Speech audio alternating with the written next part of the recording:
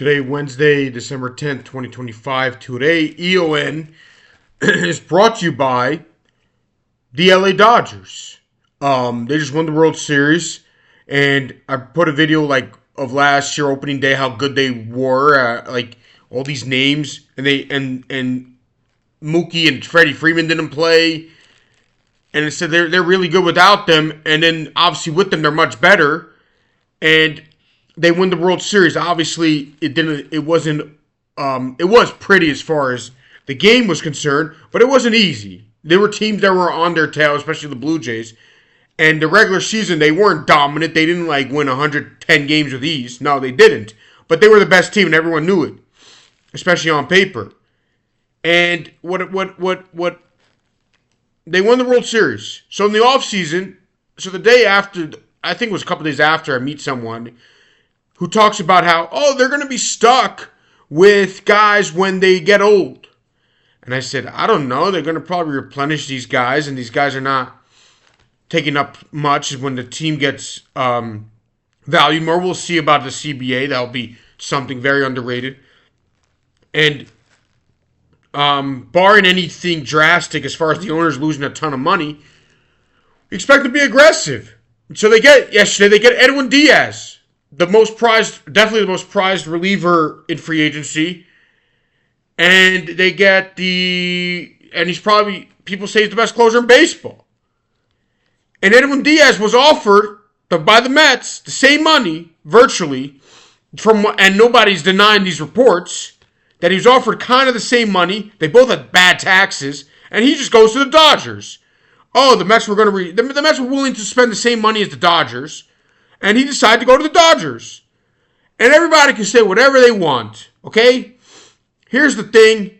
I don't blame Stevie Cohen. Stevie Cohen was willing to spend the money for him. I'm not talking about for other people. He was willing to spend the money. And it's not that long of a deal. It's a 3-year deal. Now, there's deferred money they say is coming. Okay, cool. That's not the point. The point is everybody goes to the Dodgers. Dodgers do the same thing. They got aggressive. It's a short term. And I realize that's something people talk about, who's getting old. Well, Freddie Freeman is not a young player, as young as he once was. People think he's probably going to have 2 more good years left in him. People expect that. The guy has 4 more years left in his deal. And in baseball, is the only sport where if you have 3 bad years or less, it's a great deal. It's a great deal. You have 3 bad years in your contract. Okay, that's the only sport. Every other sport, it's like, you better win the championship early or else it's a waste of time, including basketball, which is only 5 years or less. So it's not like you're not stuck with a player, quote unquote, for that long. But in baseball, okay, welcome. Good. Freddie Freeman got 4 years left. Now, we're going into 2026. Mookie Betts signs a deal in 2020, right? So that's 2020, a 12-year extension. 2020, 21, and he's got 6 years left on his deal. And we expect Mookie Betts to have 3 more good years left on 3 more good years in his career at least, right? That's what we expect. I don't know what's going to happen. So if we expect Mookie Betts to have 3 more solid years in his career, then he's stuck for 3 years. So you're like, it's not even that bad of a contract. And then Edwin Diaz basically is getting paid 23. He's taking the money, plus 7, okay. But Kike, people don't know if Kike is coming back. So Kike Hernandez and old Clayton Kershaw, who just pitched when he was able to. I guess he ate up innings when he needed to. He wasn't like a dominant pitcher last year. Nobody thinks that. Was taken over by Edwin Diaz. So it's like, wait, Edwin Diaz is better right now. It definitely is more valuable for a team than Clayton Kershaw was last year. And you're like, the Dodgers, they just keep doing this again and again. And you're like, wait, all these guys, what do you mean they're going to be stuck? Shohei, they're going to be stuck with Shohei for how long? What, the guy played there 2 years now, signed a 10-year deal, I believe, and it's 2 MVPs and 2 championships. So we expect Shohei to have 3 more MVP style type years at least. So, and then we expect him to have 6, 7 good years. So what? You're going to be expected to be bad for 3 years? And remember, it's baseball. You're like, what? They're going to be stuck with what? Who are they stuck with? I don't even know who they're stuck with. They're spending all this money and they're doing it. They have brains. Well, there's other teams like the Mets. Like, you expect Soto to have 5, 6 very good years, and then you expect 8 years of bad, at least, of Soto. That's what we expect. We don't know what's going to happen. But people blaming, all these Met fans here in New York, where I am right now, are blaming, who are they blaming? They're blaming Steve Cohen. For what? For spending money. Everybody's got to stop. Okay? You're lucky you have Steve Cohen because he cares to spend money. Nobody has to understand that. We can't, that's just who you got.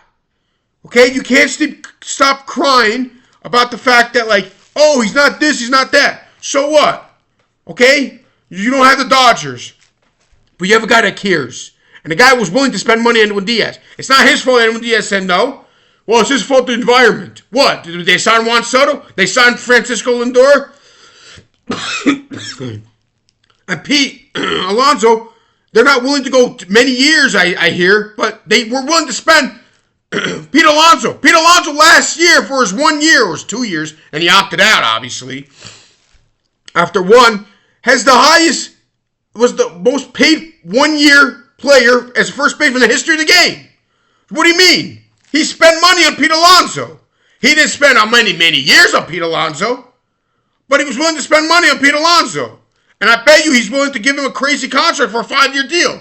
Question is, Pete Alonso, does he want 6, 7? And then you remember, Scott Boras over here, who has this, by the way, these fishy lines at this winter meetings, that's absolutely horrendous. But you know what? It's been working all these years. This guy has words out of the freaking Webster's dictionary, the thesaurus, and this guy no one knows what the heck he's saying. I don't think he knows what the heck he's saying, but who cares? It works. It's been working for 150 years, since Kevin Brown, since I believe his brother had Barry Bonds.